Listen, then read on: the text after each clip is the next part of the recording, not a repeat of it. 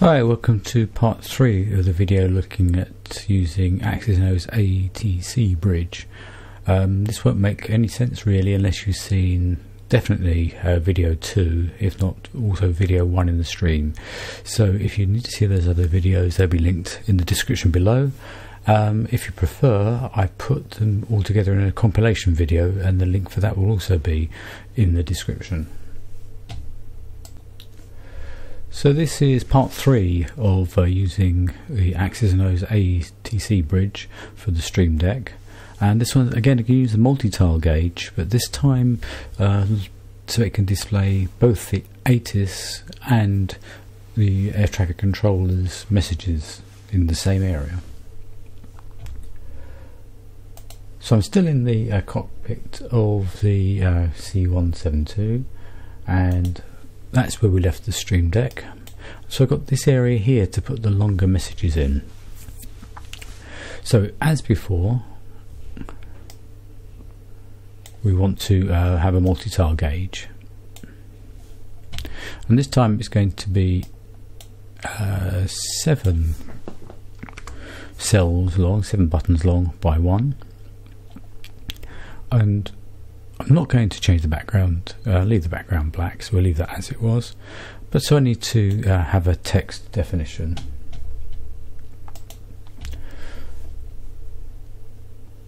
So we're going to add a new one, and we'll do the ATC first. So we can call it whatever we like, but we'll sensibly call it the ATC header. And the variable we're looking at is this one here, ATC ATC. So we'll put that in as our variable.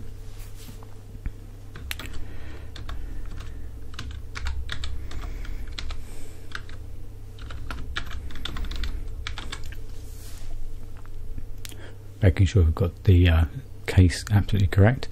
We'll align it left. We'll split the text so it can go over multiple lines.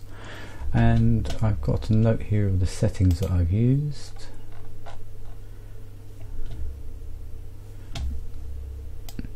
So the minimum width is 80.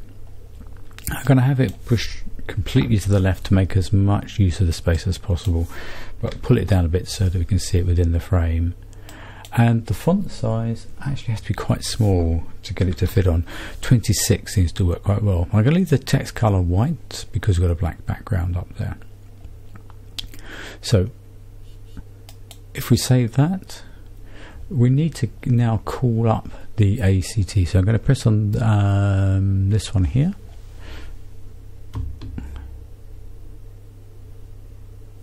and you can see the text beginning to appear. So if we do what we did before, we'll copy and paste that across.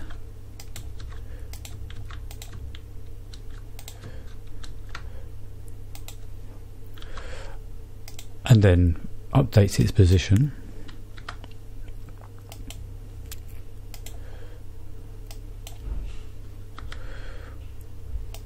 You can see the message beginning to stretch its way across. I won't do all of them because we're going to have to come back and make adjustments to make this work. But you can see that's beginning to pan out. Okay. Because the other thing that we want to show there is the replies from air traffic control. So if I now tune back to shore and ground, you should see this string empty and this disappear. So pressing this button here to tune to shore and ground,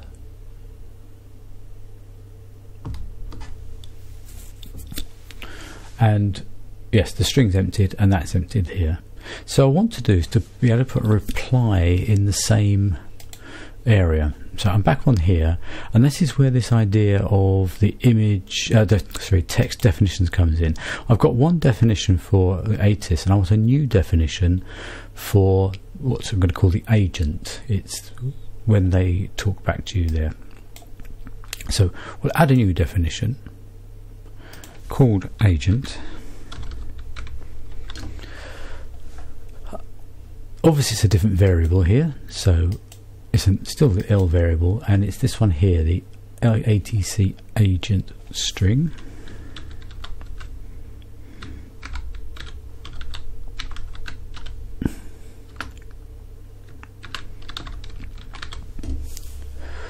And again, it'll be aligned to the left, splitting the text in case it's a long message. Minimum width 80. Starting exactly on the left hand side, 20 pixels down. We can actually afford the text to be a little bit larger.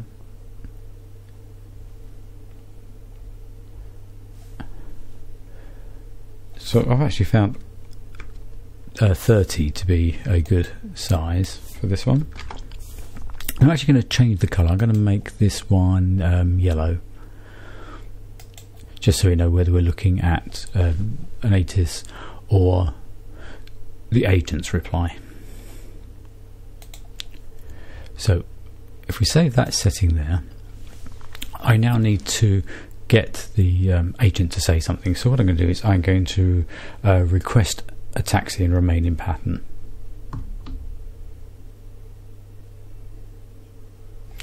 So you can see here's my request. I'm not recording the desktop sound at the moment, and you can see there's the reply. I've only got it in that one box there at the moment.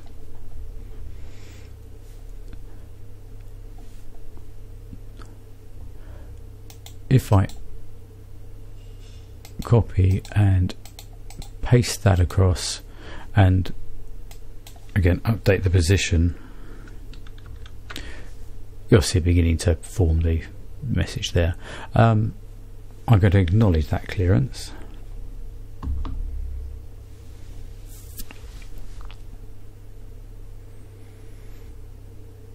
Okay, so we can put two different messages into the box, but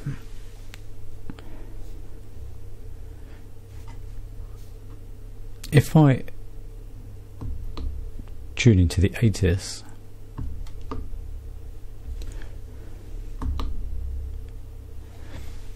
you can see that both are visible at the same time. The only reason it wasn't there before is when we when we tune into the ground, for instance, the ATC string clears. But now I've got both, because this is persistent and this one clears. I've got both visible. If I tune back to ground again,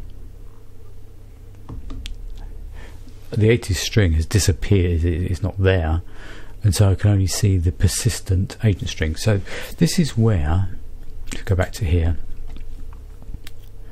in the text definition, this visibility variable comes into play. So we need a variable to tell us whether there is an ATC string or not. That's what we're looking for, because that's the one that goes empty or full, or it has some text in it. That's the one that changes.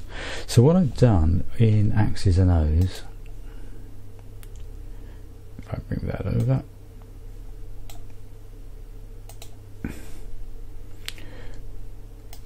let's move the other way. I've done a tiny bit of scripting. So if we look at the script editor here, there's one script that I've done here to check whether the ATC is present or not, and I'll just talk you through the script. It looks at the variable, the ATC string, and it compares it. This is string compare it with an empty string. That's just two single quotes with no space in between them. So it's asking, is this an empty string? And if it is an empty string, I've created this variable, this local variable called myATC, and it sets it to 0. That says this is empty. If, however, it compares them and there is something in this string, it'll do the else bit and it will set myATC to 1. Okay, so it sets it to 0 if I haven't got the ATC talking to me. If I have got it talking, it sets it to 1. And you can see that variable. I'm watching that variable at the bottom here. It's 0 at the moment, but if I tune in to the ATC, you'll see that that's now gone to 1, and I'll tune out of ATC and it's gone to 0. You need something to trigger that happening. I'm not going to put it on any of the buttons or anything like that, because I do my tuning using a rotary knob on my X-Touch. so what I'm going to do is run it as an aircraft automated script. So it sits here running all the time. So the way you allocate those are you just look for the group, and I put it into my ACT bridge, the script, add it, and it's repeating, it's running that all the time. So it's checking whether that string is empty or not all the time. Okay, so that's that part of it. We can close that down. What I need to do here is to put that into my definition here. So I'm looking at my variable, so it's my local variable, and it was called my ATC. And for the ATC,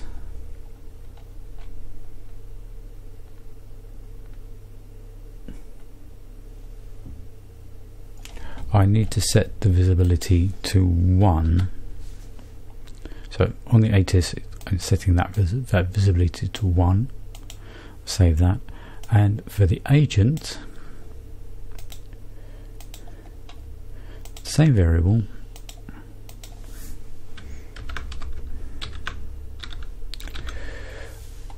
but I set that to 0.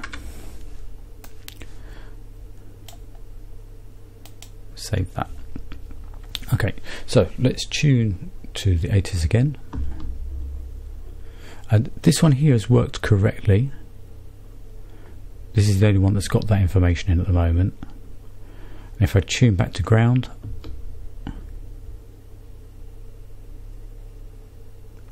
ATC has gone away and that one's reappeared. So let's copy that across.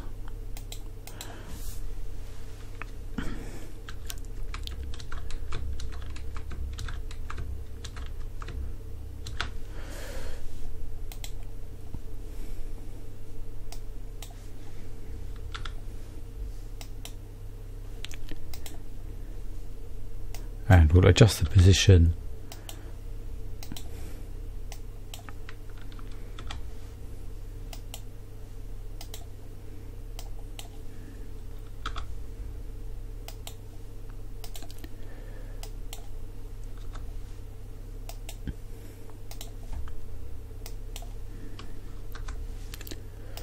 And we'll just check that through again. So we'll choose tune into the ATC using this button here. And that's all that's showing. Now if I tune back to ground again, the last transmission from the agent is appearing. Let's try looking at ground services. Let's request a pushback.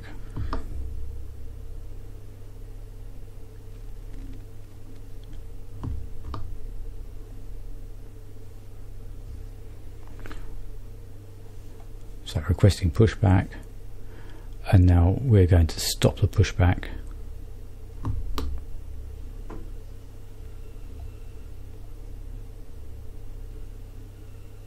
And you can see that message is absolutely correct. Okay, so that's working quite nicely. So I've got 4 buttons left to use. What I'm going to do is I'm going to put my active and standby frequencies for COM1 on here. It just saves me squinting at the screen. They're quite small, the numbers here.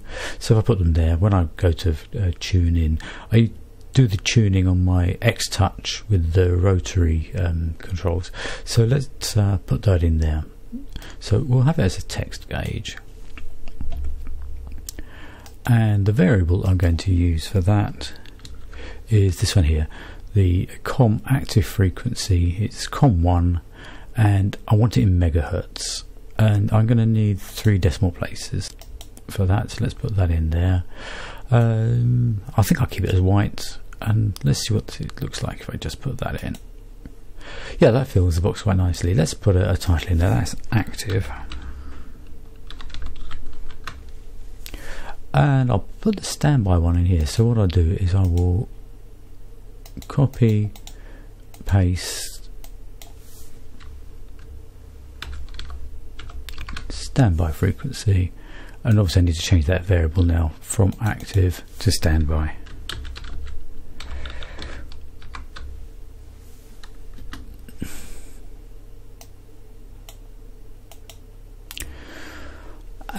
So I do my tuning in on my X-Touch, and that's happening there. But what I could, and I also do the swapping by pressing a button on my X-Touch. But what I could do is I could actually put the swap down as an event. Now it will be an HTML event. If I just copy and paste that in, because I've got that on my notes here. Because it's the Garmin 1000, we need to use that command. So it'll vary depending on which actual radio system you're using. So we'll submit that, and we'll do the same for this one here.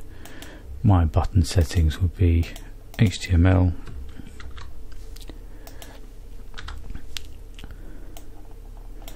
And submit that. So now when I press on either of these buttons, that should swap from the active and the standby over.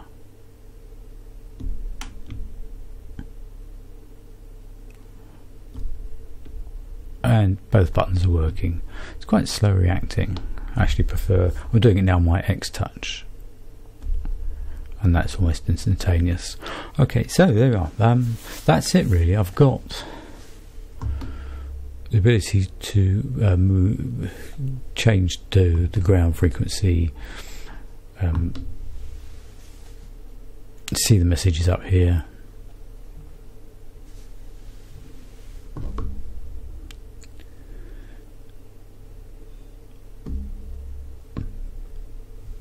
tune into the ATC.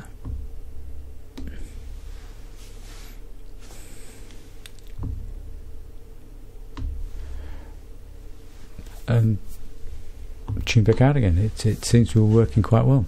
Okay, thank you for watching. I hope that's been of some use to you. I've never used a multi-tile multi-gauge before, so that's my first go at doing that.